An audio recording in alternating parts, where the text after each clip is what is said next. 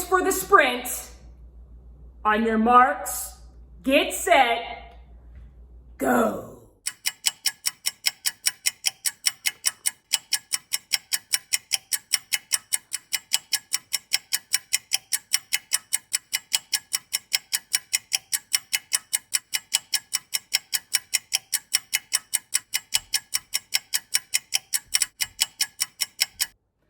So stop me if you've heard this one. Why was the math book depressed?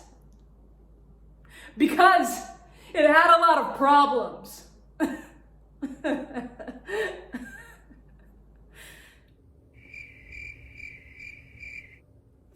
Welcome back to math class, everyone. So today, we're going to continue practicing how to add decimals.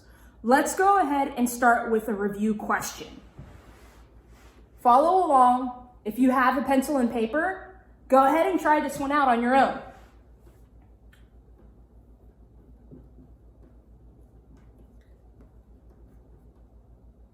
Two tenths plus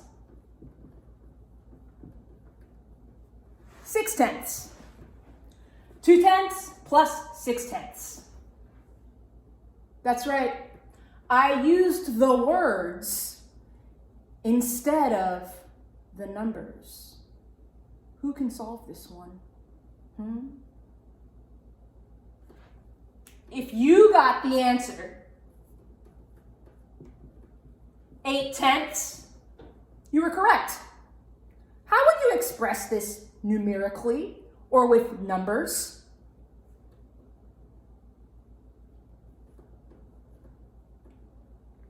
A decimal and then an 8. 8 tenths. Very good.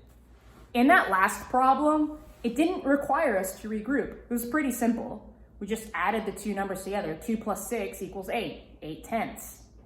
So let's go ahead and try a more challenging problem.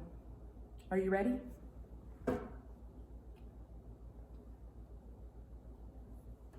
$205 thousandths plus 6 hundredths. Now remember, there are two ways you can solve this. You can use the traditional model where you stack them according to their place value, or you can also use the place value chart with the discs. I'm going to give you some time to figure this out, and then I'll go over both models. Let's start by looking at the place value chart and disc model. You would set it up this way with your ones, these are whole numbers, your tenths, your hundredths, and your thousandths. So I have a question. Why does my decimal go here? Let's think about it. What does the decimal symbolize? It separates the whole numbers from the parts. That's all. That's it. Let's go ahead and read this first number. This first number is 205 thousandths. 205 thousandths. Look in your tenth spot. I have 2 in my tenth spot. So I'm going to draw 2 discs. 0 in my hundredth spot, and then 5 in my thousandth spot.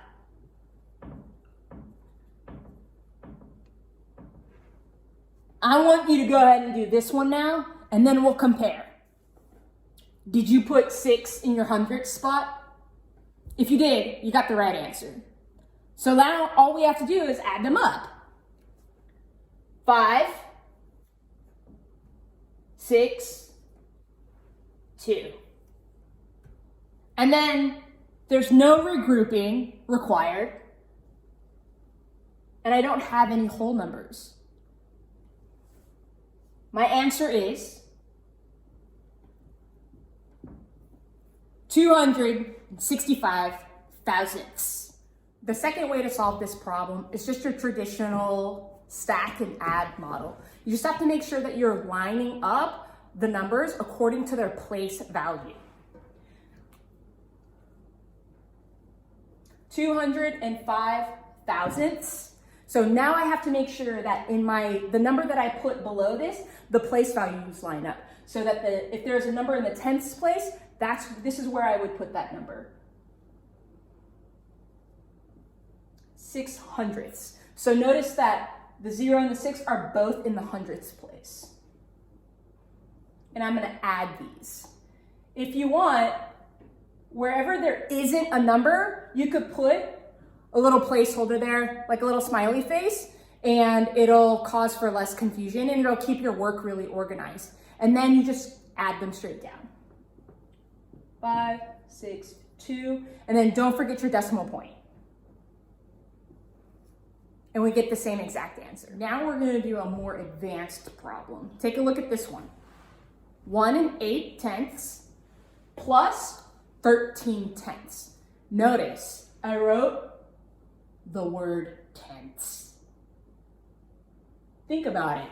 How would you solve this? Remember, there are two ways. You can use the place chart disk model or the traditional stack model. Go ahead and try that now. Take a look at how I set up this problem.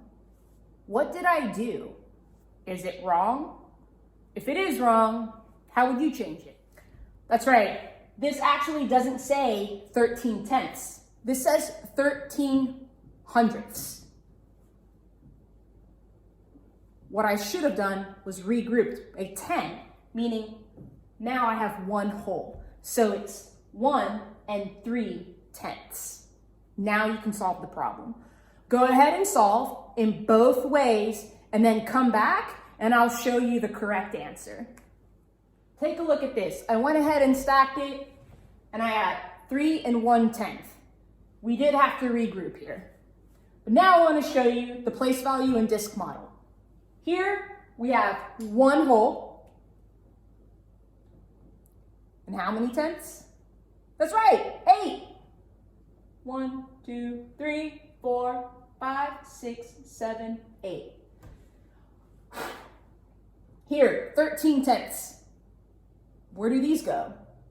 I can go ahead and put 13/10 in the tenths bracket. 3, 4, 5, 6, 7, 8, 9, 10, 11, 12, 13. Now, for every 10 means that you have to regroup. Here's 10, and that goes over here. Do I have another 10? 1, 2, 3, 4, 5, 6, 7, 8, 9, 10, and that goes over here, and it leaves 1 by itself. Now I can just count 1, 2, 3, 3 wholes, so I know I have to put my decimal here so it separates the wholes from the parts, and I have 1 left over. Matching answers. So now what I'm gonna do is go ahead and project 4 questions that you're going to solve independently. But no worries, if you have any questions, go ahead and put them in the chat box. Good luck.